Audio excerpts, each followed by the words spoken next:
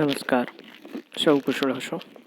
ગયા લેક્ચરમાં આપણે સંચાલકોના પ્રકારોમાં પ્રથમ સંચાલકો બાદ સંચાલકોની નિમણૂક સંબંધિત જે કંઈ આપણે વાતચીત છે એના વિશે તમે થોડું ઘણું શીખી ચૂક્યા છો. સંચાલકોની નિમણૂક અને એના પ્રકારો વિશે આપણે થોડું ઘણું જે શીખ્યા છીએ, ત્યારબાદ પ્રથમ સંચાલકો અને પ્રથમ સંચાલકો બાદ સંચાલકોની નિમણૂક જે છે એના વિશે તમને લોકોને થોડુંક સવિસ્તાર સમજાવવામાં આવેલું કે ભાઈ જે કંઈ સંચાલકો છે એ મેજોરિટી તો કે ભાઈ 2/3 ભાગના સંચાલકો જે છે એ નિવૃત્ત થતા હોય છે અને આ 2/3 ભાગના સંચાલકોમાંથી 1/3 ભાગના સંચાલકો જે છે એ કાયમી ધોરણે જે છે એ નિવૃત્ત થતા જોવા મળે છે. હવે ત્યારબાદ જે નવો ટોપિક જે આપણે આજ ભણવા જઈ રહ્યા છીએ એ છે સંચાલકોના પ્રકાર. એટલે કે સંચાલકો કેટલી રીતે અને કેવા પ્રકારના સંચાલકો જે છે એ કંપનીમાં કામ કરતા હોય છે. હવે એની વાત કરીએ તો એમાં શું કહે છે એ જોઈએ. એ કંપની એક વિશાળ સંકુલ હોવાના કારણે સંચાલકો વગર ચાલી શકે નહીં. તેથી તેમાં નીચે પ્રમાણે ડિરેક્ટરો છે. એમ કહે છે કે ભાઈ કંપની જે છે એક વિશાળ સંકુલ છે અને આ વિશાળ સંકુલને આપણે ચલાવવું હોય તો એની માટે અલગ અલગ પ્રકારના સંચાલકોની જે કાંઈ નિમણૂક જે છે એ આપણી માટે અનિવાર્ય છે, જેથી કરીને આપણે સરસ મજાનું સારું એવું કામ કરી શકીએ છીએ. સંચાલકો વગર અત્યારે કામ થઈ શકે તેમ નથી. તેથી તેમાં નીચે પ્રમાણે ડિરેક્ટરો છે. એમાં કેટલા પ્રકારના ડિરેક્ટરો જોશે એની વાત છે. તો કે છે સ્વતંત્ર director, managing director, nominee director, વધારાના, વૈકલ્પિક અને ડિરેક્ટરનો સમય પૂરો થતાં અગાઉના ડિરેક્ટરની નિમણૂક અને નાના શેરધારકો દ્વારા ચૂંટાયેલા ડિરેક્ટર. હવે આ જે કંઈ નાના શેરધારકો દ્વારા ચૂંટાયેલા ડિરેક્ટર છે એના વિશે તમારે થોડુંક બેઝિક સમજવાનું આવે છે, પણ એના વિશે તમને સવિસ્તાર પૂછશે નહીં. બરાબર. આ રીતના 7 પ્રકાર તમારે જ્યારે સંચાલકોના પ્રકાર 1 માર્કના સવાલમાં પૂછે તો તમારે દર્શાવવા અનિવાર્ય છે. સંચાલકોના પ્રકાર જણાવો, તેમાં તમારે આ 7 નામ લખવા ફરજિયાત છે. આ બધા વિશે મેં એટલે તમને સવિસ્તાર માહિતી નથી આપી, કારણ કે આ બધા વિશે તમારે સવિસ્તાર ભણવાનું છે. એટલા માટે મેં અત્યારે તમને ફક્ત હું નામ જે છે એ વાંચી ગયો છું અને તમને સમજાવેલા નથી. હવે આ બધા વિશે આપણે સવિસ્તાર ભણવાનું સ્ટાર્ટ કરીએ. હવે એમાં પહેલું કીધું છે સ્વતંત્ર ડિરેક્ટર. એટલે કે સ્વતંત્ર ડિરેક્ટર શું છે, કેવી રીતના કામ કરે છે, એના સંબંધિત આપણે ભણવાની જે વાત છે એ હવે કરીએ આપણે. એમાં કહે છે કે કંપની ધારા 2013માં નવી જોગવાઈ છે. તો કંપની ધારા 2013માં સ્વતંત્ર ડિરેક્ટર જે છે એ નવો મુદ્દો મૂકેલો છે. દરેક કંપનીમાં ઓછામાં ઓછા 1/3 ભાગના સ્વતંત્ર સંચાલકો હશે જ તે.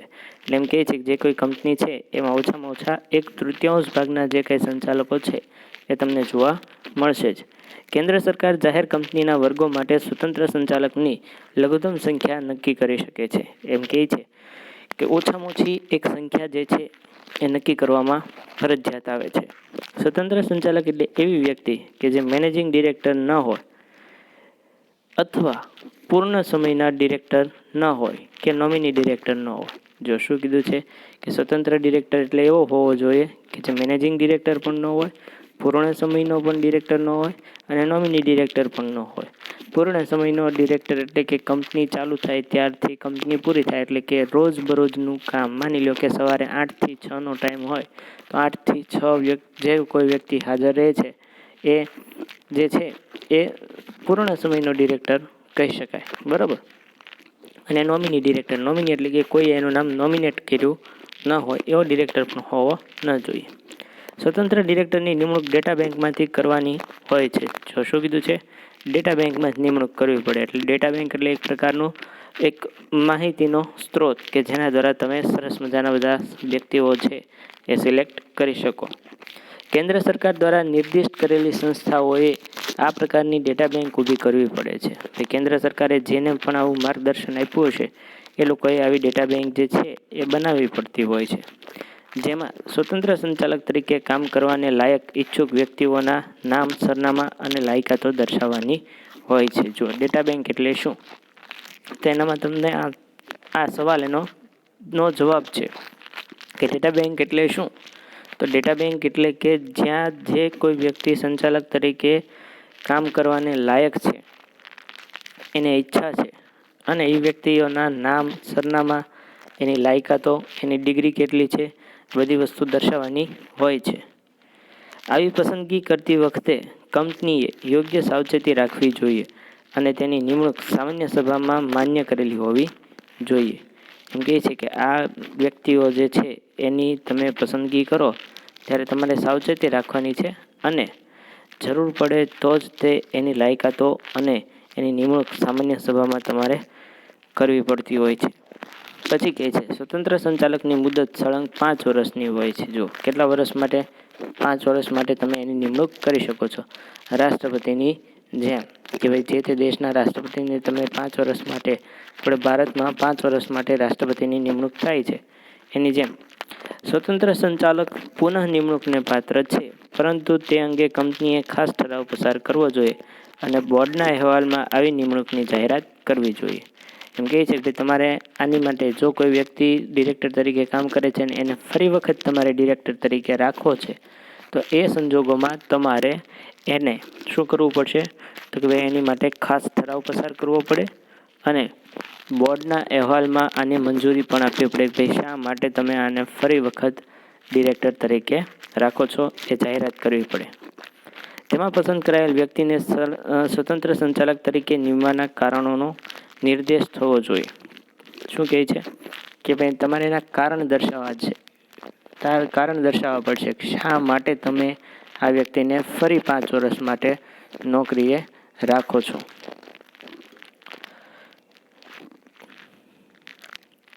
પરંતુ કોઈ પણ સ્વતંત્ર સંચાલક વધુમાં વધુ સળંગ 2 મુદત એટલે કે 10 વર્ષથી વધારે હોદ્દો ધારણ કર્યાના 3 વર્ષ પૂરા થયા બાદ ફરીથી નિમણૂકને પાત્ર છે.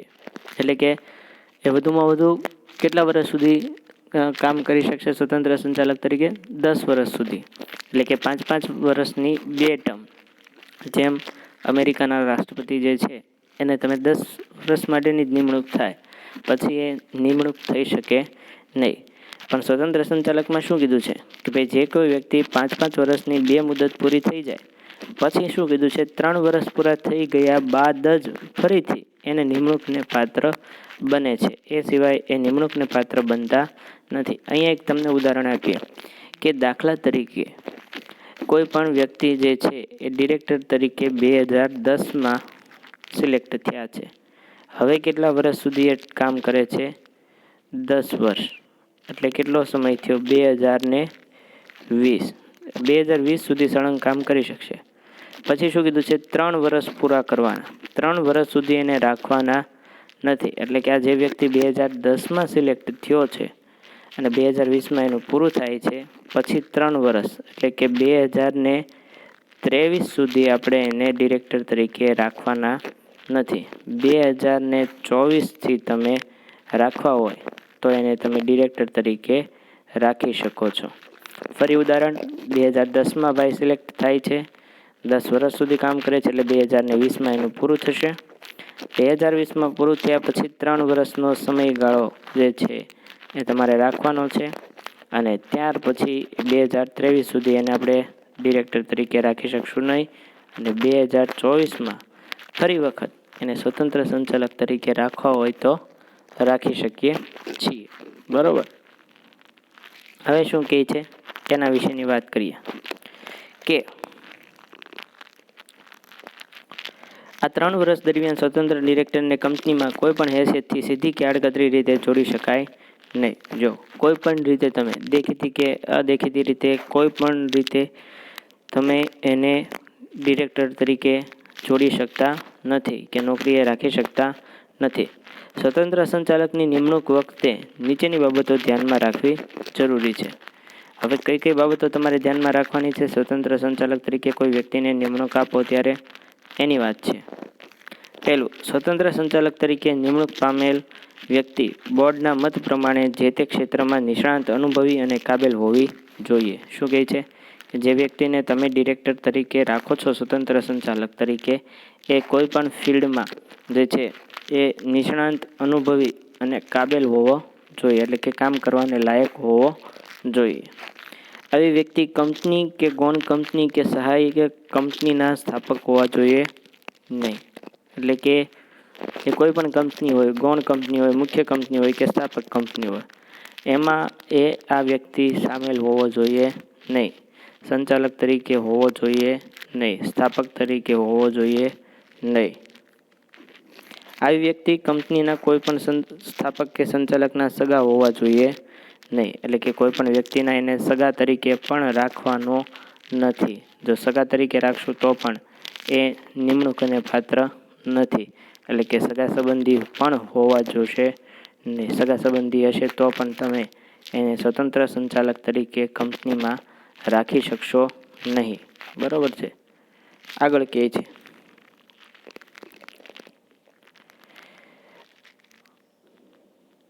આવી વ્યક્તિ કંપની સાથે ગૌણ કંપની સાથે કે સહાયક કંપની સાથે તેના ડિરેક્ટર પ્રમોટર સાથે કોઈ પણ આર્થિક કે નાણાકીય વ્યવહારો અગાઉના 2 વર્ષ દરમિયાન હોવા જોઈએ નહીં.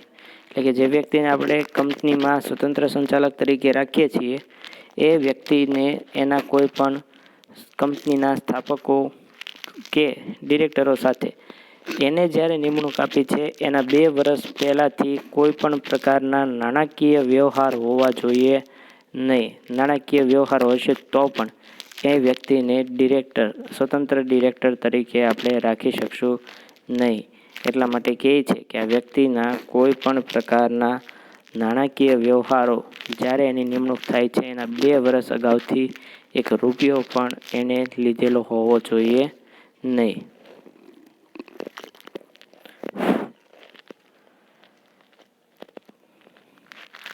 કંપનીના મુખ્ય સંચાલકીય પદાધિકારી KMP સાથે નિમણૂકના આગલા 3 વર્ષમાં કોઈ પણ પ્રકારનો સંબંધ હોવો જોઈએ નહીં.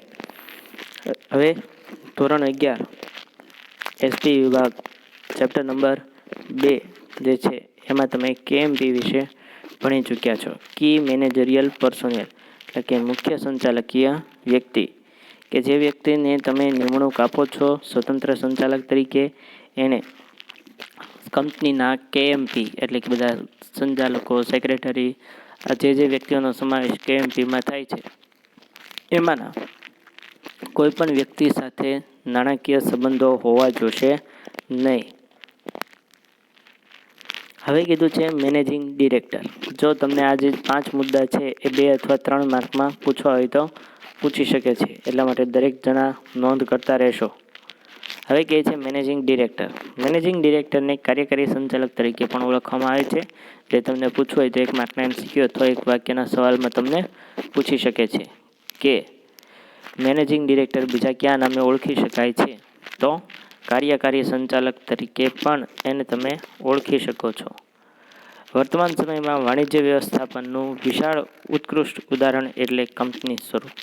એમ કહે છે કે હાલના સમયમાં જે કાંઈ પણ મુખ્ય જે ઉત્કૃષ્ટ સ્વરૂપ એટલે કે સૌથી વધારે ફેવરેબલ જે સ્વરૂપ છે એ કયું કીધું છે, તો કે કંપની સ્વરૂપ. જેનું સંચાલન કુશળતા, નીતિમત્તા, ધંધાદારી કોને માગી લે છે. એમ કહે છે કે આનું જો તમારે સંચાલન કરવું હોય તો આની માટે તમારી પાસે ખૂબ જ વિશિષ્ટ પ્રકારની આવડતો જે છે એ હોવી જરૂરી છે. અને આ જો બધી વિશિષ્ટ આવડતો એની પાસે હશે તો એ ખૂબ જ સરસ રીતે સારું એવું કામ જે છે એ કરી શકે છે. જેનું સંચાલન સંચાલક મંડળ દ્વારા કરવામાં આવે છે. આનું સંચાલન શેના દ્વારા થશે? કંપનીનું સંચાલક મંડળ દ્વારા. હવે શું કહે છે? કંપનીના સંચાલક મંડળના સભ્યો જુદા જુદા શહેરોમાં વિખરાયેલા હોવાથી કંપનીનો રોજબરોજનો વહીવટ સંભાળી શકે નહીં. એમ કહે છે કે સંચાલકો કોઈ એક જગ્યાએ હોતા નથી, એ અલગ અલગ જગ્યાએ હોય છે. અને આ બધા અલગ અલગ જગ્યાએ હોય છે એટલે કે એ લોકોને રોજબરોજના કામ માટે એક જગ્યાએ ભેગું થવું યોગ્ય હોતું નથી, અનુકૂળ હોતું નથી. રોજબરોજનો વહીવટ સંભાળવા માટે મેનેજિંગ ડિરેક્ટર કે પૂર્ણ સમયના ડિરેક્ટરની કે મેનેજરની નિમણૂક કરવામાં આવે છે. એમ કહે છે કે જે કોઈ વ્યક્તિ રોજબરોજનો વહીવટ સંભાળે છે એની માટે મેનેજિંગ ડિરેક્ટર કે પૂર્ણ સમયના ડિરેક્ટરની તમારે મેનેજર તરીકે અથવા તો આવા અધિકારી તરીકે તમારે એની નિમણૂક કરવી જરૂરી છે. જેનું કાર્ય કંપનીમાં રોજબરોજનો વહીવટ કરવો અને સંચાલક મંડળે લીધેલા નીતિ વિષયક નિર્ણયોનો અમલ કરવાનો હોય છે. આનું કામ તો કે ભાઈ જે કાંઈ નીતિ વિષયક નિર્ણયો છે એનો અમલ કરવાનો હોય. મેનેજિંગ ડિરેક્ટરની નિમણૂક સંચાલક મંડળ એટલે કે બોર્ડ ઓફ ડિરેક્ટર્સ દ્વારા કરવામાં આવે છે. આની નિમણૂક કેના દ્વારા થાય છે? તો કે મેનેજિંગ ડિરેક્ટરની નિમણૂક બોર્ડ ઓફ ડિરેક્ટર્સ જે છે સંચાલક મંડળ દ્વારા કરવામાં આવે. હવે કીધું છે નોમિની ડિરેક્ટર, જે તમને પૂછવું હોય તો 2 માર્કમાં પૂછી શકે. બોર્ડ ઓફ ડિરેક્ટર કંપનીના નિયમન પત્રની જોગવાઈ અનુસાર નીચેના સંજોગોમાં નોમિની ડિરેક્ટર નિમી શકે છે. કહે છે કે બોર્ડ ઓફ ડિરેક્ટર્સ એટલે કે સંચાલક મંડળ જે છે એ કંપનીના નિયમન પત્ર મુજબ જે કોઈ વ્યક્તિની નોમિની તરીકે એટલે કે જેનું નામ સજેસ્ટ કરીને પણ એ નોકરીએ એને રાખી શકે છે. કહે છે કે કોઈ સંસ્થા સાથે થયેલ સમજૂતી અનુસાર નોમિનેટ કરવામાં આવેલ વ્યક્તિને ડિરેક્ટર તરીકે નિમણૂક આપવામાં આવે છે. કે જે કોઈનું નામ સજેસ્ટ કરવામાં આવ્યું, સૂચિત કરવામાં આવ્યું, તો એ વ્યક્તિને આપણે નોમિની ડિરેક્ટર તરીકે રાખી શકો છો. પ્રવર્તમાન કાયદા અનુસાર કોઈ સંસ્થા દ્વારા નોમિનેટ કરાયેલ વ્યક્તિને ડિરેક્ટર તરીકે નિમવામાં આવે છે. કે હાલના કાયદા મુજબ જો કોઈનું નામ સજેસ્ટ કરવામાં આવ્યું હોય તો એને તમારે નોમિની ડિરેક્ટર તરીકે રાખવા હોય તો રાખી શકો છો. કેન્દ્ર સરકાર અથવા રાજ્ય સરકાર તરફથી કંપનીના શેર ધારણ કરવાની રૂએ નોમિનેટ કરાયેલ વ્યક્તિને ડિરેક્ટર તરીકે નિમી શકાય છે. એમ કહે છે કે કેન્દ્ર સરકાર હોય અથવા તો રાજ્ય સરકાર હોય તો સરકારી કંપનીમાં જે કાંઈ શેર ધારણ કરવાની રૂએ એટલે કે સત્તાએ તમે જે કોઈ વ્યક્તિને ડિરેક્ટર તરીકે નિમવા હોય તો નિમી શકો છો. પણ એની પાસે સત્તા હશે તો જ તમે એને નિમણૂક કરી શકશો, નહીંતર તમે નિમણૂક કરી શકતા નથી. હવે કીધું છે એ છે વધારાના ડિરેક્ટર.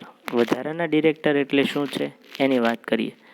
ઘણી વખત નિષ્ણાંત વ્યક્તિ કે કામની વ્યક્તિ સંચાલક મંડળમાં જરૂરી હોય અને તેનો સમાવેશ થયેલ ન હોય તો ત્યારે કંપનીના નિયમન પત્રમાં જોગવાઈ હોય તો કોઈપણ વ્યક્તિને કોઈપણ સમયે વધારાના ડિરેક્ટર તરીકે નિમી શકે છે. એમ કહે છે કે જ્યારે કોઈ પણ વ્યક્તિ નિષ્ણાંત છે, અનુભવી છે, પણ કોઈ પણ કારણસર એની કંપનીના બોર્ડ ઓફ ડિરેક્ટર કે કોઈ પણ જગ્યાએ નિમણૂક થઈ નથી કે એમને પસંદ કરાયેલા નથી, તો એવા સંજોગોમાં એ વ્યક્તિને તમારે જો રાખવા હોય તો વધારાના ડિરેક્ટર તરીકે તમે એને કંપનીમાં પસંદ કરી શકો છો. કે જેનાથી શું થશે તો કે સરસ મજાનું સારું એવું કામ કરી શકશે અને પોતાના જ્ઞાનનો લાભ જે છે એ આપણને આપી શકશે. એટલા માટે કહે છે કે આ વ્યક્તિઓને તમારે ફરજિયાત જો રાખવા જ હોય તો એ સંજોગોમાં આપણે એને વધારાના ડિરેક્ટર તરીકે રાખી શકીએ છીએ. પરંતુ જે વ્યક્તિ સામાન્ય સભામાં ડિરેક્ટર તરીકે નિમણૂક મેળવવામાં નિષ્ફળ ગયું હોય તેવી વ્યક્તિને નિમણૂક આપી શકાતી નથી. હવે વધારાના ડિરેક્ટર માટે એક નવી જોગવાઈ. જે વ્યક્તિ કંપનીની સભામાં સામાન્ય ડિરેક્ટર તરીકે પણ પસંદ થતી નથી, લોકો એને પસંદ નથી કરતા, લોકો એને મત નથી આપતા, તો એ સંજોગોમાં એને તમે વધારાના ડિરેક્ટર તરીકે પણ રાખી શકશો નહીં. કેમ કે આ રાખવું યોગ્ય પણ નથી. એટલા માટે એમ કહે છે કે તમે એને વધારાના ડિરેક્ટર તરીકે પણ રાખી શકશો નહીં. કેમ તો કે એ પસંદ થયેલા નથી. આવા ડિરેક્ટરની મુદત વાર્ષિક સામાન્ય સભા સુધી જ હોય છે. આ વધારાના ડિરેક્ટરની મુદત ક્યાં સુધીની તો કે વાર્ષિક સામાન્ય સભા એન્યુઅલ જનરલ મિટિંગ થાય એટલે એ કંપનીમાંથી છૂટા. હા, એને ફરી વખત રાખવા હોય તો એની માટેની જે કંઈ પ્રક્રિયા છે એ કરવી પડશે. કે સભા બોલાવો, સભામાં બધા કારણ દર્શાવો વગેરે વગેરે કરી અને એને ફરી વખત નિમણૂક આપવી હોય તો આપી શકાય. પણ આ બધી પ્રક્રિયા કરવી અનિવાર્ય છે. હવે કીધું છે એ છે વૈકલ્પિક ડિરેક્ટર. હવે શું કહે છે એના વિશે સમજીએ. કે કંપનીના સંચાલનમાં ડિરેક્ટરો અગત્યનું અંગ છે. કહે છે કે કંપનીનું સંચાલન છે એમાં ડિરેક્ટરને કેવું કીધું છે, એક અગત્યનું અંગ કીધું છે કે ભાઈ આની વગર એ કાર્ય શક્ય છે નહીં. પરંતુ કોઈપણ કારણસર ડિરેક્ટર 3 માસ કે તેથી વધુ સમય માટે ભારત બહાર રહેવાનો હોય તો તેને બદલે જે ડિરેક્ટરની નિમણૂક કરવામાં આવે છે તેને વૈકલ્પિક ડિરેક્ટર તરીકે ઓળખવામાં આવે છે. આ પણ તમને પૂછવું હોય તો 2-1 માર્કમાં અથવા તો આ એક વાક્યના સવાલ તરીકે પણ પૂછી શકે છે. વૈકલ્પિક ડિરેક્ટર એટલે શું? તો એમ કહે છે કે કંપનીનો જે પ્રવર્તમાન એટલે કે હાલના સમયનો જે ડિરેક્ટર છે એ 3 મહિના કે તેથી વધુ સમય માટે, કેટલા 3 માસ કે તેથી વધુ સમય માટે જો ભારત કે ભારતથી બહાર રહેવાનું હોય, એટલે કે ભારતથી બહાર એટલે કે ભારત દેશમાં ન હોય અને 3 મહિના કે તેથી વધુ સમય માટે જો એ બહાર રહેવાનો હશે, તો એ સંજોગોમાં એ ડિરેક્ટરની જગ્યાએ જે ડિરેક્ટર કામચલાઉ ધોરણે રાખવામાં આવે છે, એ બધું કંપનીનું હવે રોજબરોજનું સંચાલન કરશે, તો એને વૈકલ્પિક ડિરેક્ટર તરીકે રાખવામાં આવે છે. એને વૈકલ્પિક ડિરેક્ટર તરીકે ઓળખવામાં આવે છે કે ભાઈ એ ફરજિયાત ધોરણે કંપનીનું જ્યાં સુધી જે ડિરેક્ટર પ્રવર્તમાન હતા એ પરત ન આવે ત્યાં સુધી બધું સમયગાળા સુધી સાચવવાનું કામ, એની જવાબદારી આ વ્યક્તિની બને છે. એટલા માટે કહે છે કે આ વ્યક્તિને તમે આ વૈકલ્પિક ડિરેક્ટર તરીકે ઓળખવામાં આવે છે. વૈકલ્પિક ડિરેક્ટર તરીકે કોઈ વ્યક્તિની નિમણૂક માટે નિયમનપત્ર અથવા કંપનીની સામાન્ય સભામાં ઠરાવ પસાર કરીને નિમણૂક કરી શકાય છે કે ભાઈ સામાન્ય રીતે તમે એની નિયમનપત્રમાં અથવા તો કંપનીની સામાન્ય સભામાં ઠરાવ પસાર કરી અને તમારે નિમણૂક કરવી હોય તો કરી શકો છો. કંપની ધારા પ્રમાણે સ્વતંત્ર ડિરેક્ટરની જગ્યાએ વૈકલ્પિક ડિરેક્ટરની નિમણૂક ત્યારે જ કરી શકાય જો તે સ્વતંત્ર ડિરેક્ટર તરીકે નિમણૂક થવાને પાત્ર હોય. જે વ્યક્તિ સ્વતંત્ર ડિરેક્ટર તરીકે કામ કરવાને પાત્ર છે એને જ તે તમે વૈકલ્પિક ડિરેક્ટર તરીકે રાખી શકો છો, નહીંતર તમે તે વ્યક્તિને વૈકલ્પિક ડિરેક્ટર તરીકે રાખી શકતા નથી. કંપનીમાં અન્ય કોઈ વ્યક્તિ માટે વૈકલ્પિક ડિરેક્ટર પદ ધરાવતી હોય તેવી વ્યક્તિની નિમણૂક કરી શકાય નહીં. એટલે કે જે કંપની સ્વતંત્ર ડિરેક્ટર તરીકે કામ કરે છે, બરાબર, તો એને તમે વૈકલ્પિક ડિરેક્ટર કે કોઈ પણ બીજા ડિરેક્ટર તરીકે કામ કરતો હોય તો પણ એને તમે વૈકલ્પિક ડિરેક્ટર તરીકે રાખી શકતા નથી. હવે કહે છે ડિરેક્ટરનો સમય પૂરો થતાં અગાઉ ડિરેક્ટરની ખાલી જગ્યાએ નિમણૂક. એમ કહે છે કે સમય પૂરો થાય એ પહેલાં એની નિમણૂક કરવી હોય તો એની વાત છે એ સમજીએ.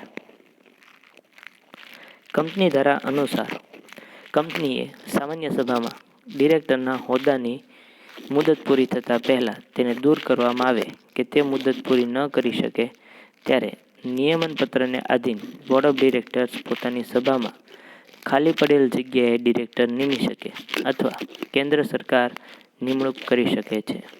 એમ કે છે કંપની ધારા અનુસાર જે કંપનીમાં સામાન્ય સભામાં ડિરેક્ટરની મુદત પૂરી થતાં પહેલાં એને દૂર કરી દઈએ, એટલે કે એને કાઢી મૂકવામાં આવે, અથવા તો એ વ્યક્તિ જે મુદત પૂરી કરવાની છે એ મુદત પૂરી કરી શકે નહીં. જો તમને એનું ઉદાહરણ આપીએ એ સમજીએ કે દાખલા તરીકે કોઈ પણ વ્યક્તિ છે એની 5 વર્ષ માટે નિમણૂક થઈ છે. હવે 5 વર્ષ માટે નિમણૂક થઈ પણ 2 વર્ષ થયા ત્યારે એ ભાઈ ડેથ થઈ ગયા, બરાબર, એટલે કે ગુજરી ગયા. તો એ સમયે બાકીના 3 વર્ષ માટે તમારે કોઈની નિમણૂક કરવી ફરજિયાત છે, બરાબર. હવે દાખલા તરીકે 2 વર્ષ થઈ ગયા પછી એને આપણે નોકરીએથી કાઢી મૂક્યા, બરાબર, એને આપણે શું કરી દીધા, રિમૂવ કર્યા. તો એ સમયે બાકીના 3 વર્ષ માટે કોઈ પણ વ્યક્તિની તમારે નિમણૂક કરવી ફરજિયાત છે. તો આ રીતના તમારે નિમણૂક કરવી પડે. તો આ ડિરેક્ટરનો સમય ખાલી થતાં અગાઉના ડિરેક્ટરની નિમણૂક. જેમ કે આપણે જોઈએ કે આનંદીબેન પટેલે રાજીનામું આપ્યું જે મુખ્યમંત્રી તરીકે હતા એ સમયે.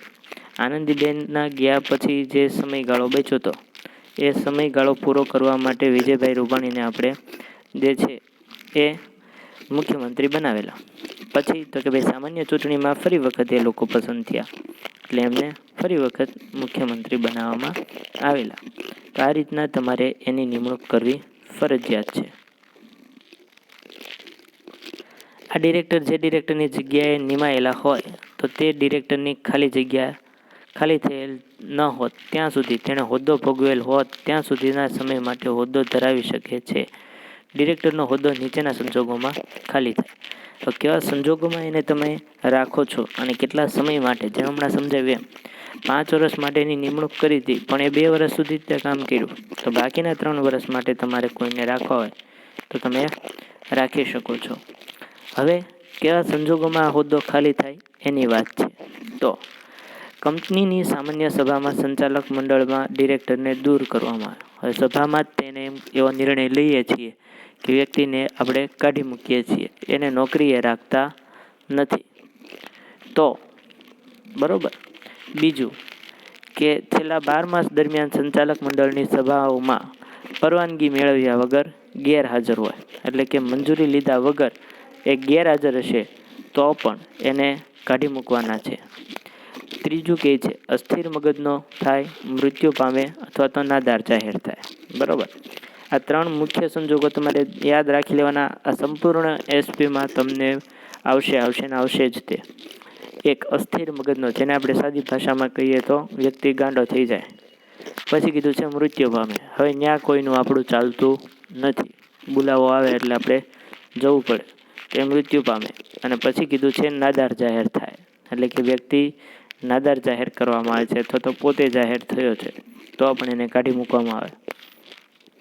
પછી કીધું છે અદાલતે ગેરલાયક જાહેર કરેલ હોય, એટલે કે અદાલત એને ના પાડી દે છે કે આ વ્યક્તિને કોઈએ ડિરેક્ટર રાખવાના નહીં.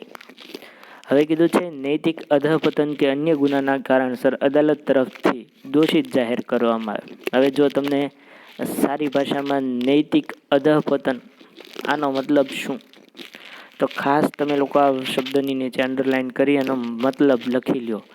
નૈતિક અધઃપતન એટલે કે કોઈનું મર્ડર, ખૂન, બરોબર, કે બીજા કોઈ પણ કારણસર વ્યક્તિને અદાલતે દોષિત જાહેર કર્યો હોય અને એ જેલમાં જઈ આવ્યા હોય તો.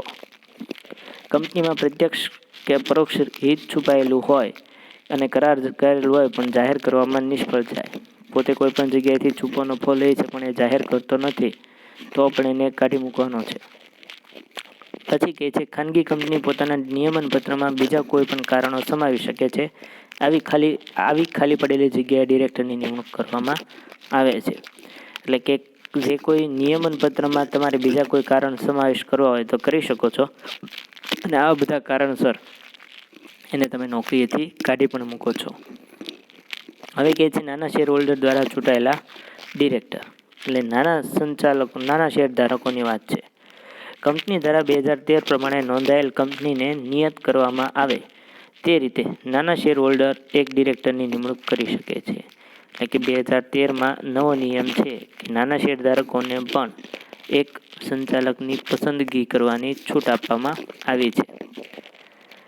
નાના શેર હોલ્ડરો એટલે કે જેમના શેરની દાર્શનિક કિંમત 20,000 કે તેથી વધુ ન હોય તે નિયત કરવામાં આવે તેવી રકમથી વધુ ના હોવી જોઈએ. આ એક માર્કમાં પૂછાય. નાના શેર હોલ્ડર એટલે શું? તો જેના શેરની દાર્શનિક કિંમત 20,000 કે તેથી વધુ ન હોય તેવા ડિરેક્ટરોને નાના ડિરેક્ટર કહેવાય, નાના શેર હોલ્ડર.